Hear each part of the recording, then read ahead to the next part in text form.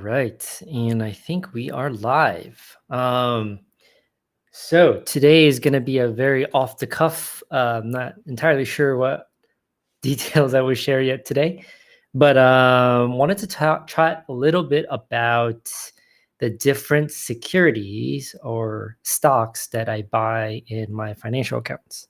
And first, big shout out to my good friend Alan, who was asking me about some of these things that I buy, and figured, this is probably a common question that other folks ask about as well. So I figured I'd shared mine.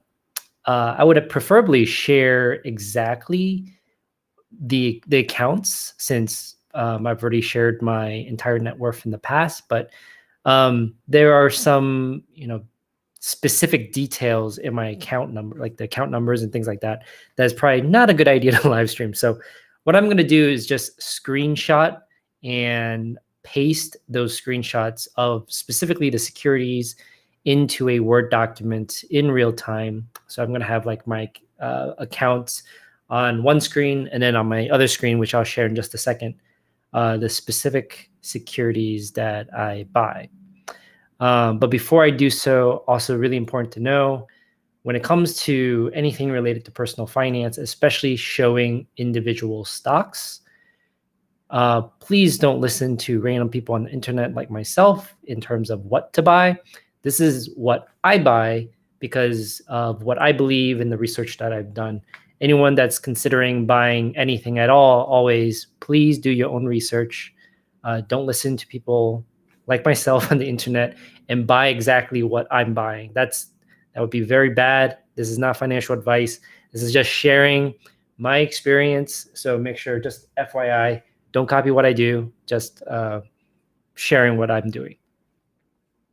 Okay, so with that out of the way, if anyone wants to leave a comment or wants to join the live stream, you guys are welcome to. Always more fun to chat with other folks that are live. So I'm just going to keep this here. Actually, you know what? Let me post it in the comments too, so it's a little easier. You guys are more than welcome to join me on the live stream. Would love to chat with you. But with that being said, I'm going to jump in and start showing you the specific stocks that I buy. And I'll start with some of the basics, where these are the ones I buy in my retirement accounts, primarily my tax advantaged accounts. So like my 401k and my IRA and my HSA. Those are some of the more easier ones, and I think those are more applicable to most folks. Then I'll show you some of my brokerage accounts where it's like a little bit different. But I'll start with the simple ones. So I'll start with my Fidelity account, which, let me grab one of these. So in my Fidelity account, I have a very old, not very old, but I have a tax deferred account that is in my 457. In 1 second, I'm just grabbing the screenshots right now. Oh, actually, let me share my screen too. 1 second here. Share screen. Close. All right. Here's my screen. So I'm going to share this from Fidelity. This is my 457, which is my tax. Let me zoom in. See if you can see this. Tax. It's a 457 is usually it's similar to a 401k, very common in like government and NGOs that offer a 457. But this is a example of a tax advantaged account, specifically tax deferred. So I pay taxes later, not now. And the specific things I've chosen, let me grab this 1 second.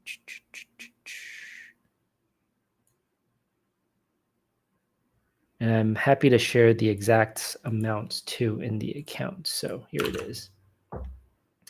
All right. The common theme amongst all these accounts is that I am super simple. I don't believe that I can ever outperform an index.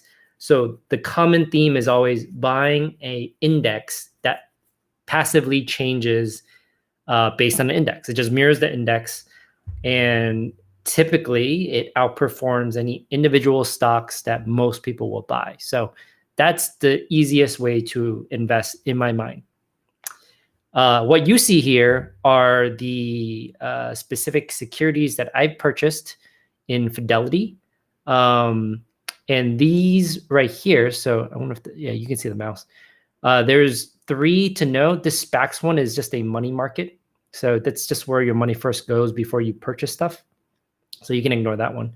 The 2 that you want to pay attention to here is there's an international index fund, and then there's a total market index fund.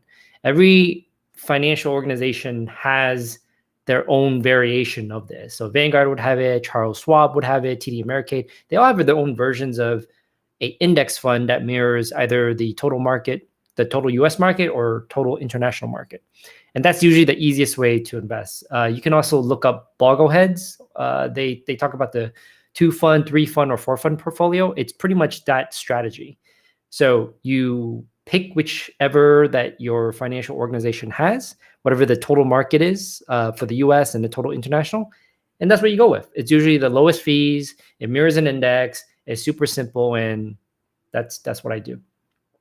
Now for Fidelity, something unique about theirs is in 2018, they came out with these funds. They call them the zero funds, which you can kind of see here is called Fidelity Zero, where there's actually no fee. So even an index, there's some type of administrative cost that is associated with it. They call them expense ratios. And usually what I look for is the ones with the lowest expense ratios. There's more to it than just looking at that for sure. But in my case, that's what I do. I look at the ones with the lowest fees, which is usually expense ratios when it comes to index funds. Fidelity in 2018 came out with these Fidelity Zero, which has a fee of 0. So you might say, oh, wow, why would not everyone do that? Because most other organizations, even Vanguard, which is known for the lowest fees, they don't even have one that's low, like no fees. Theirs also have some type of expense ratio. So why am I bringing this up? There's pros and cons to using a Fidelity Zero. And in this case, the general rule of thumb is that you can't actually move it around. So let's say you ever switched accounts, like I want to switch to Vanguard or switch back to Fidelity or switch to TD Ameritrade, whatever you want to switch. It's harder to switch these because these are unique to Fidelity. So if you care about the portability of your funds, Fidelity Zero probably isn't the best answer for it. I didn't really think I was going to switch, so I just picked it. That's all. If I were to go back in time, I might have just went with their typical total international and total US market funds, which has an expense ratio of like 0.02 or 0.04, which is actually very low. So that's why I have these. If you look up the other ones, you can find their other total US market and total international. The other one I have here is IJR.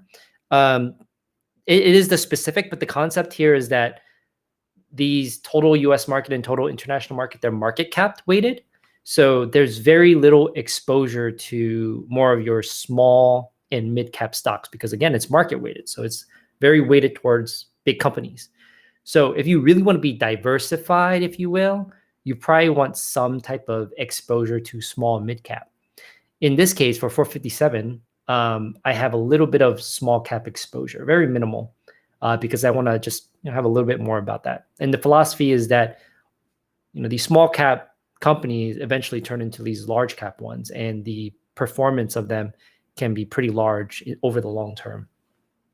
So I have the main philosophy in most of my accounts is usually predominantly having a total US market, having a total international index, and then a small and sometimes a mid cap stock with very little exposure. So in this case, my 457, I have a 3.5% exposure.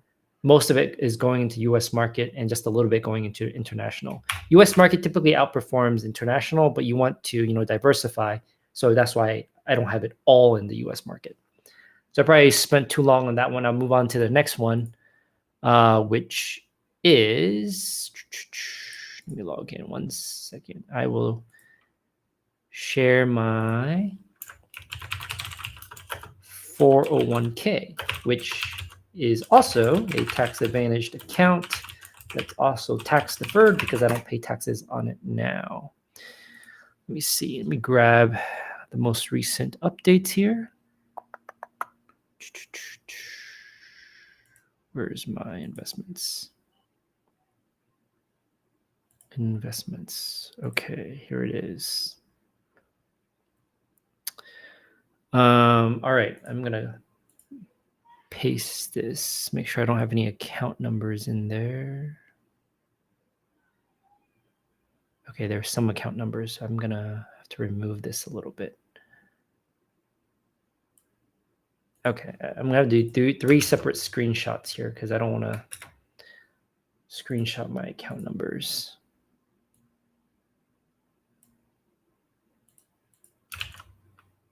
All right, last one.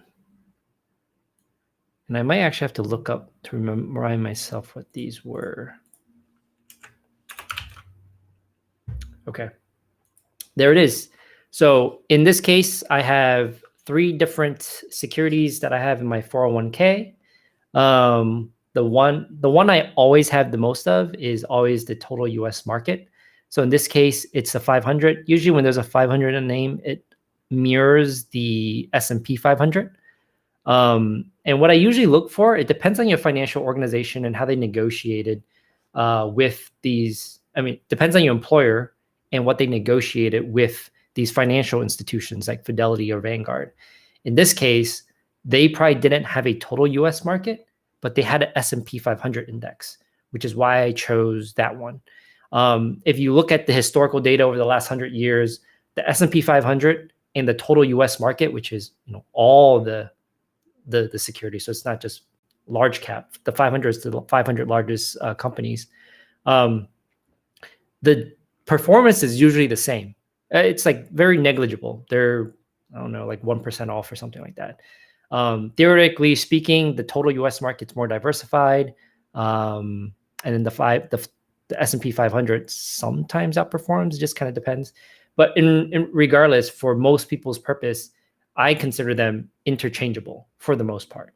So in this case, my employer negotiated with Vanguard, and their best one was this 500. Best as in like that's what they offered. They didn't have a total US market. So that's that one. Expense ratio is probably very low, like 0.05 or lower. The other one I have here is this extended market. I don't remember which one was the international. There's one that's international. I can't remember which one it is. It doesn't really matter. If you go into the description of it, it'll tell you, trying to track the international market of XYZ. Basically, the other one I have in here is like, I think a small cap and mid cap. And looks like both of them are weighted around the same. So it's very similar to how I have my 457 set up, where it's a total US market, total international market, and some type of small cap or mid cap exposure. I don't know how interesting it would be to talk about the allocations, but I think I used to start with like 60-40 US to international, and gradually over the years, maybe because of how well the US stock market has performed, I've gradually shifted 70-30 and now like 80-20, and usually it's like 80-10-10, where the last 10 is to some small mid cap exposure. But I don't know. I'm just kind of like playing around with it. So as long as you have some exposure to the market, it's always more important. Time in the market is better than timing the market. So let's see. That is, where's the next one? Vanguard. So Vanguard, I think I have another account here. Hold on. My next account, I don't know what's next. What's another? Oh, HSA. So, actually before the HSA, let me start with the Roth, because we'll start with the major tax advantaged account. So let me grab my Roth. This one's going to look a little bit more sketchy. Again, not financial advice. Do not copy my stocks. Do your own research and pick what's right for you. So I'm going to show you this one. This is my Roth IRA. This is another tax advantaged account, but this is tax free. because I pay my taxes first. So when I withdraw this amount, I don't pay taxes on it. So again, I'm going to, let me see, where's the account numbers? Okay, there's actually no account numbers on here. Okay, okay, I don't see any account numbers. So one sec, I'm gonna just copy this. All right, this was more of my play around account in some ways. So strategy wise, it's all over the place here. And I'll kind of explain what I am doing in just a second. Let me grab this is the last bit. Okay, so here it is. There's like kind of 3 sections. Yeah, we just split it with how they're going. So the first section here is this VT Sacks. I think if you go to any FIRE channel, retire early kind of thing, this is pretty much what they preach, is just purchase VT Sacks and you're set. It's no different than the other ones I have, pretty much the same. It's just this is actually a mutual fund, but it tracks the total US stocks market and passively changes and rebalances as it changes. Very low in terms of expense ratio. I think it's 0.02 or 0.04. And same philosophy as the other ones. You just want some exposure to the US stock market. That's it. I primarily had this, and I primarily had VXUS, which is the ETF, not the mutual fund version. And I don't think that's interesting to talk about the difference between ETF and mutual funds, but I'm going to just talk about the stock picks themselves. So this is my international exposure. And so like the other ones, I've had a total US stock and total international stock, VXUS, as my 2 key securities in my Roth IRA for like years. And then I got bored. And this is why don't follow what I'm doing. I can explain some of the thought process here. VYM is a dividend ETF. So it tracks more, it's more like a grouping of stocks that pay a high dividend. So more like, think like Coca-Cola, electricity, utilities, those kind of things. Whereas like the company is like pretty stable. And so most of their revenue goes back to the shareholders in the form of dividends. I did this a lot. This is actually one of the original stocks I had in there, and I just never wanted to sell because over time dividend compounds and stuff. It's not a great rationale, but I just really like that. The other thing is VNQ. So I think maybe like 2 years ago, I just wanted some real estate exposure. So real estate by law, any type of a REIT, real estate, I don't remember what IT stands for, but basically it's a index fund that looks at real estate companies. By law, REITs are required to pay back 80% or something of their to their shareholders, 80% of their dividends or revenue to their shareholder in the form of dividends. REITs are not the best to be held in like brokerage accounts because you get taxed a lot. It's a non-qualified dividend, so you just get taxed more basically. So if you ever hold REITs, it's always the best to hold it in some type of tax advantaged account, especially if it's a tax-free one. So I just had that in there more so because I wanted to diversify. That is purely it. Sometimes it does better, sometimes it doesn't, but purely for diversification purposes, real estate is just like another type of asset class. So I have that in there. You can argue with me and say like, I'll go buy real estate, but this is just a lazy way of doing it. So that's kind of the main explanation of these. So VNQ and VIM are kind of like, whatever. It's mostly the VT Sacks and VXUS that is the main ones here. Now here's where it gets a little bit more interesting.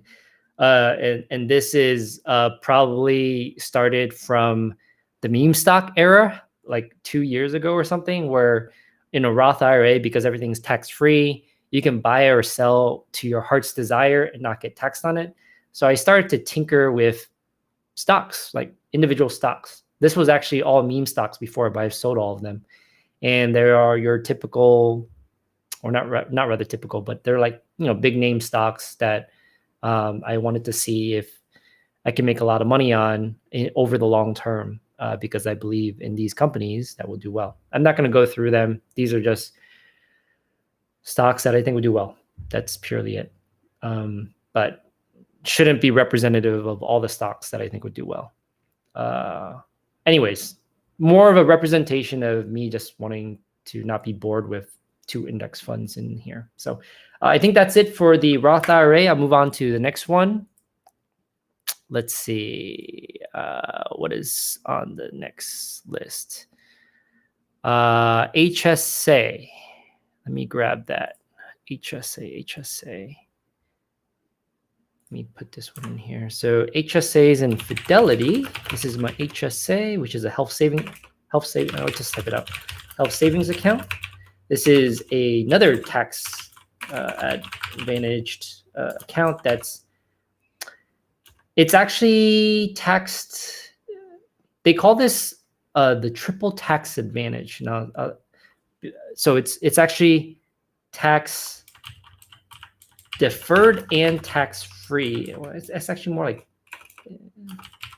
this is not the best way of explaining it, but basically HSAs are like the best of both worlds. So if you think about the Roth IRA I just talked about earlier and the 401k or 457 I talked about, it's like the combination of both plus one more.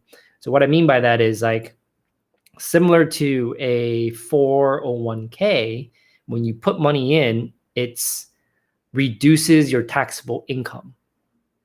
And in the case of the 401k, when you take it out, you'll get taxed on it. But HSAs are unique because when you take it out and spend it on healthcare things, it's tax-free. So that's like the big thing that's different from the 401ks, which is really cool. What's even more unique is, I think it's age 65.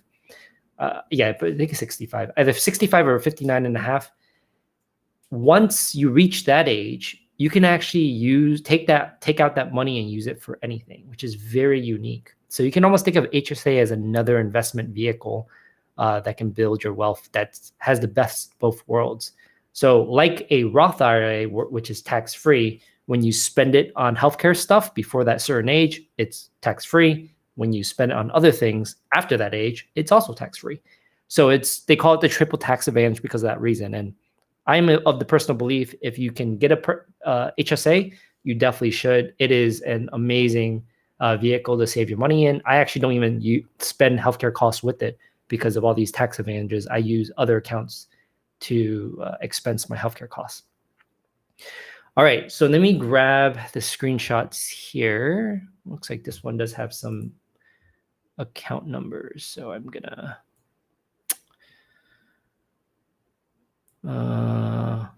remove that. Let me see. Okay, here we go. Here it is. All right, so HSA was a little bit more unique. Kind of. It's only unique, and it goes back to like the idea that every security that you can buy depends on the negotiation between your employer and said financial organization. In this case, it's Fidelity. And every single time I look at this, or I look at it for myself or for other people, it's usually like, it just depends on the fees, what index it tracks, and all this kind of stuff. In the case of this HSA, they had some favorable fees and options when it came to both small cap and mid cap. So you can actually see that I have separate funds for both here. I have a small cap, I have a mid cap.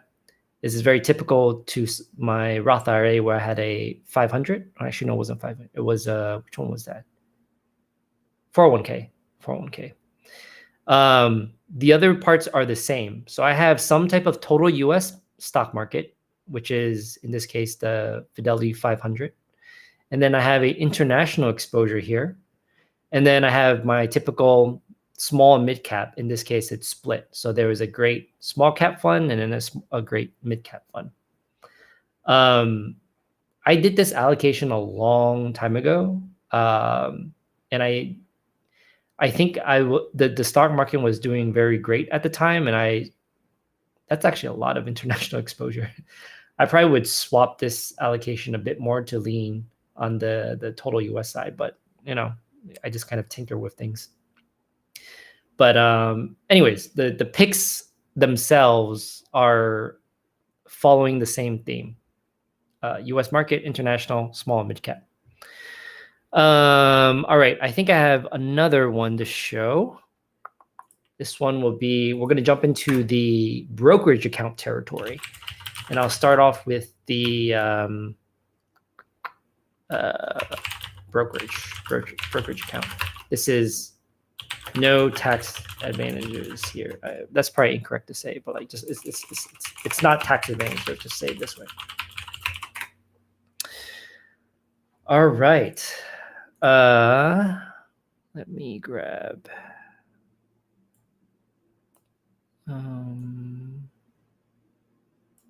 Make sure there's no account numbers. Okay, this looks good. Here's my brokerage account.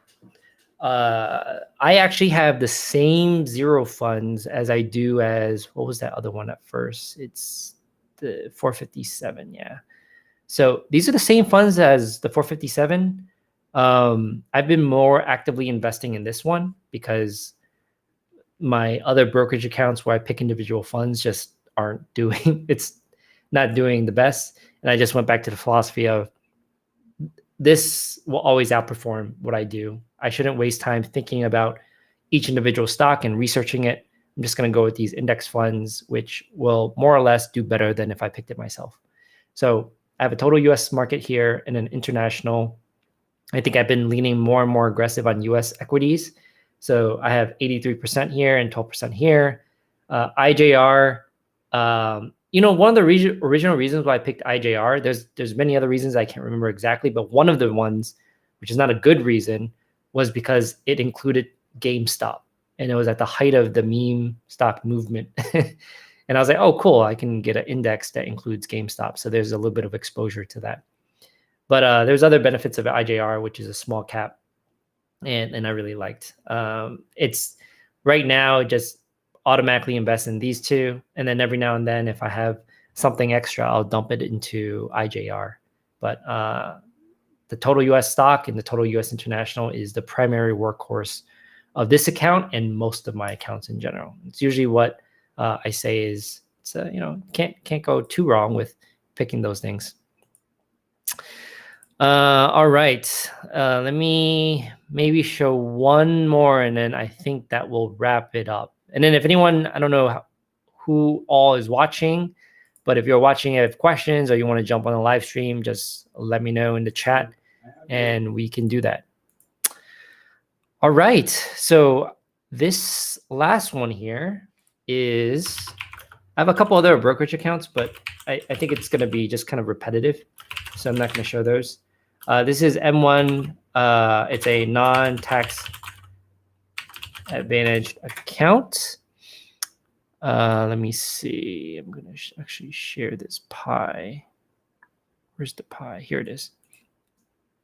I'm actually going to post a link in the chat where you yourself at home can see this in person. These are the actual holdings in my M1 account, so you can do that at home. All right, let me see where the account numbers are here. Do I see any account numbers? I don't think I see any accounts. No, maybe this is okay. I don't think I see any accounts, so I actually might share this one in real time. Let me just check one more thing. Yeah, this one looks okay. All right, I'm going to share my screen for this one.